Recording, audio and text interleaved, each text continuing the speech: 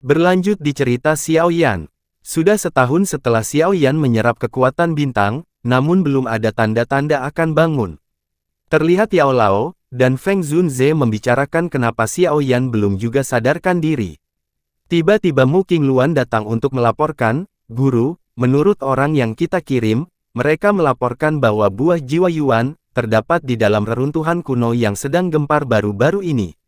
Tepat ketika perbincangan itu masih berlangsung, tiba-tiba saja getaran seketika muncul di balik pegunungan belakang menara batu, terlihat energi terpancar dari tanah, para murid paviliun bintang jatuh mengalihkan pandangan mereka sembari berkata, "Aura ini berasal dari pemimpin paviliun junior.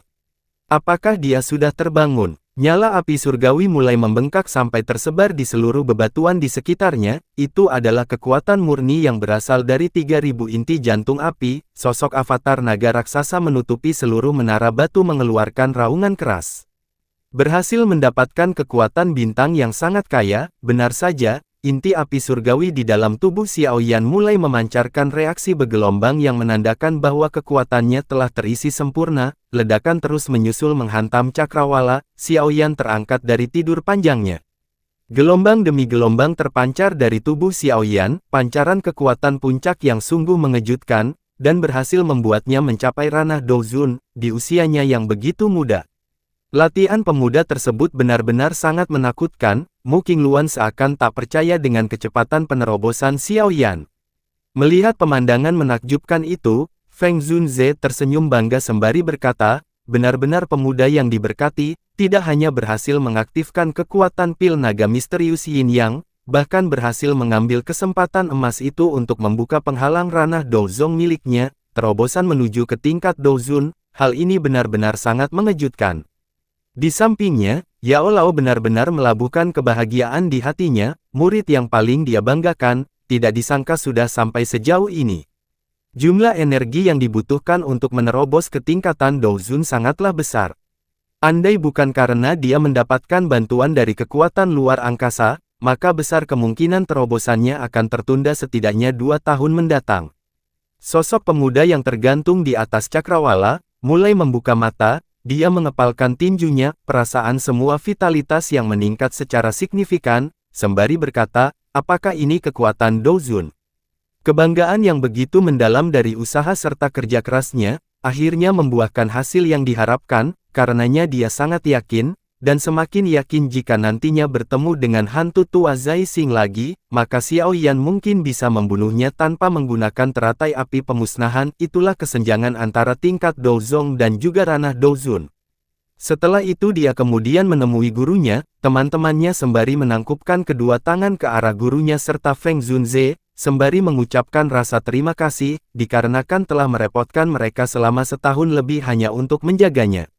Yao Lao memandang dengan penuh rasa haru, kebanggaan yang tak akan pernah terbayangkan oleh apapun, kecepatan pertumbuhan, serta pelatihan Xiao Yan, benar-benar sesuai dengan harapannya. Xiao Yan lantas berkata, "Guru, aku telah menelan 3 api surgawi di dalam tubuhku, sehingga dengan sebab itulah, aku sudah bisa membantumu untuk memperbaiki tubuh fisik yang baru." Yao Lao lantas berkata, "Untuk masalah memurnikan tubuh tidak perlu terburu-buru, meskipun nyawaku tidak terlalu terancam ketika berada di tangan aula jiwa, tetapi aku telah kehilangan cukup banyak inti spiritual Qi.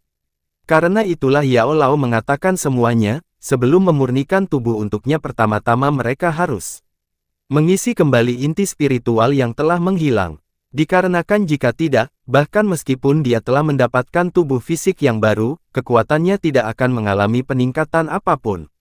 Pada awalnya, Xiao Yan bingung dengan apa yang dimaksud oleh gurunya, sehingga Yao Lao kembali menjelaskan bahwa, ada istilah lain untuk nama inti spiritual Qi, itu juga disebut sebagai esensi kekuatan spiritual.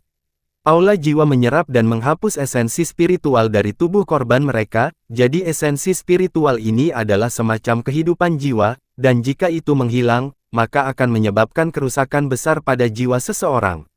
Xiao Yan lantas bertanya, bagaimanakah caranya untuk mengisi esensi spiritual itu kembali? Mendengarkan itu, Feng Zunze angkat bicara, meskipun esensi spiritual ini adalah pondasi jiwa, dan sangat sulit untuk diubah oleh kekuatan luar, Namun ada dua hal unik di dunia ini yang memiliki efek misterius untuk memperbaikinya kembali. Yang pertama adalah buah tunas jiwa, serta yang kedua jamur surgawi naga spiritual.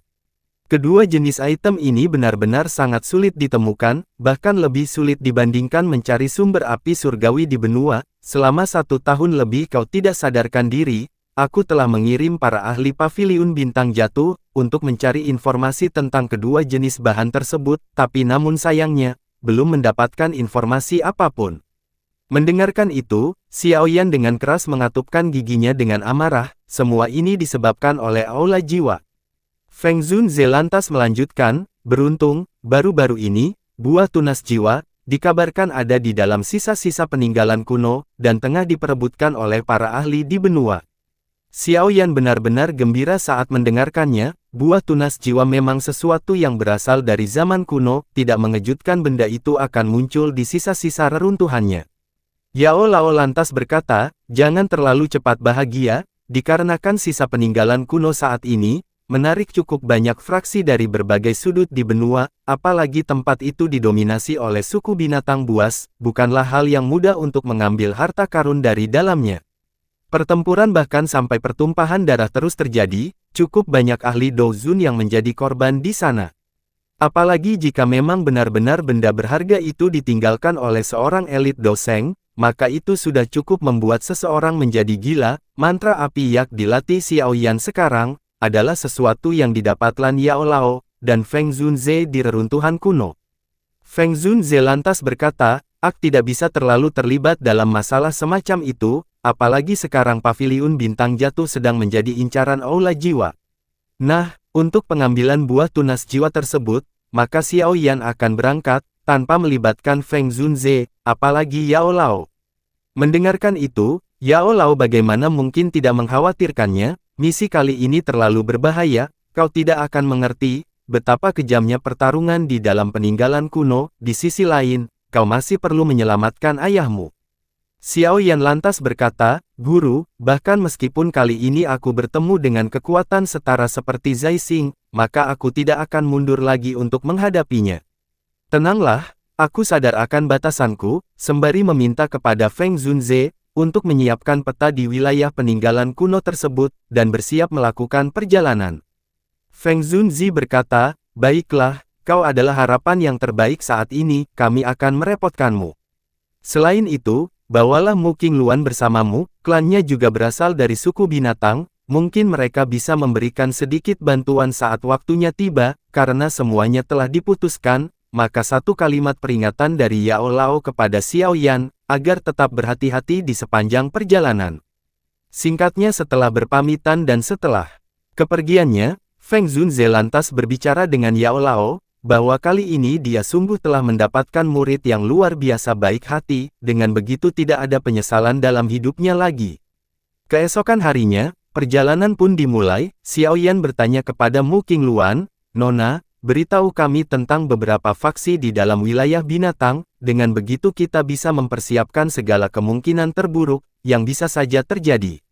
Mu Qingluan menjawab, wilayah binatang didominasi hampir 70% dari klan binatang sihir, tempat itu juga disebut sebagai dunia bagi mereka, bahkan di dalamnya, terdapat 3 suku besar dari pemimpin binatang sihir yang ada, yang pertama suku iblis punik, kedua piton tanah, dan yang ketiga naga void kuno. Kita harus berhati-hati, dikarenakan suku punik sangatlah sensitif dengan darah keturunan mereka. Kau bisa menyembunyikannya dari Feng Qing'er di masa lalu, itu hanya karena kekuatannya belum mencapai puncaknya, namun jika kau bertemu dengan ahli lain dari suku yang sama, maka tentu saja akan semakin sulit untuk disembunyikan. Xiao Yan menjawab, aku sudah mempunyai metode untuk menyembunyikannya. Mendengarkan itu, Ziyan segera angkat bicara, bahwa itu bukanlah masalah. Kau tidak perlu takut dengan mereka, dengan adanya aku di sini, maka aku tidak akan membiarkan mereka kembali lagi, jika berani datang mengganggumu.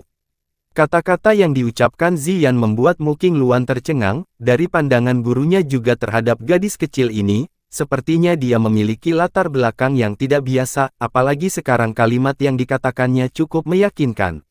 Mu Qingluan melanjutkan, sebenarnya hubungan keturunan mereka di wilayah binatang sangatlah kuat, apalagi mereka memiliki jalinan dengan suku yang lain sebagai pendukung kekuatan. Singkatnya, sesampainya di pegunungan binatang sihir, saat melihat para ahli dari kelompok binatang, yang ternyata sudah mampu berubah menjadi wujud manusia. Mu Qingluan lantas menyampaikan bahwa, sebenarnya ada dua sesepuh dari Paviliun Bintang Jatuh yang sedang menyelidiki daerah ini, karenanya kita harus bertemu dengan mereka terlebih dahulu untuk membahas perencanaan selanjutnya. Xiao Yan segera menghancurkan batu giok hijau di tangannya, sampai saat kemudian, sesosok manusia segera bergegas menuju ke arah kelompok Xiao Yan, tapi kedatangannya kali ini dengan tergesa-gesa, membuat Xiao Yan bertanya dengan heran bahwa, "Tetua, apa yang terjadi? Di mana yang lainnya?" Tetua itu menjawab, "Pada awalnya aku dan Tetua Qi sedang menyelidiki situasi di tempat ini atas perintah dari pemimpin paviliun, namun tidak disangka cukup banyak faksi, serta ahli yang kuat berdatangan menuju pegunungan, hanya untuk merebut beberapa peninggalan kuno yang semakin menggemparkan baru-baru ini, dan yang menjadi penghalang terbesar dalam rencana kami adalah, ketika bertemu dengan orang-orang paviliun petir angin." Bagaimana mungkin Xiao Yan tidak merasa kaget? Mu Qingluan juga demikian, raut wajah amarah terlintas di wajahnya, tidak disangka paviliun petir angin malah berani menyerang anggota kami. Ketua itu melanjutkan, "Tidak ada pilihan, kali ini bahkan pemimpin mereka, Tian Leizi pun juga datang, kami bertarung dengan anggota mereka sampai membuat Tetua Qi terluka cukup parah, dan sedang menjalani perawatan." Dia juga berbicara bahwa, "Kau pasti murid pribadi dari pemimpin paviliun ya?" Menyapa pemimpin paviliun junior, sembari menangkupkan kedua tangan. Xiao Yan tertawa, dan menyuruhnya untuk tidak memanggilnya sebagai sebutan pemimpin junior, cukup memanggil nama saja. Mu Qingluan tentu tidak terima atas berita yang didengarkannya kali ini, sehingga dia lantas berkata kepada Xiao Yan tentang apa yang harus dilakukan. Jika tidak melakukan pembalasan terhadap perbuatan mereka, ditakutkan reputasi, derajat serta kedudukan Paviliun Bintang Jatuh di masa depan akan semakin dipermalukan. Xiao Yan tahu apa yang harus dilakukannya. Dia lantas meminta kepada ketua itu untuk memimpin jalan kelompok mereka, dan tiba di sebuah bukit. Di sana terlihat ada beberapa murid dari Paviliun Bintang Jatuh. Setelah sampai, penetua dengan kondisi yang cukup kelelahan, serta cukup lama setelah melewati pertempuran dengan anggota Paviliun Petir Angin, terluka cukup parah. Xiao Yan bertanya, "Siapa yang menyerangmu?" Tetua Qi menjawab, "Pimpinan Paviliun Utara Fei Tian." Xiao Yan tidak akan lupa dengan apa yang telah dia lakukan padanya beberapa tahun sebelumnya. Dia lantas mengeluarkan pil pemulihan dan diberikan kepada Tetua Qi. Setelah mendengarkan informasi itu, Xiao Yan tidak berpikir panjang, segera bersiap untuk berangkat demi memberikan mereka pelajaran.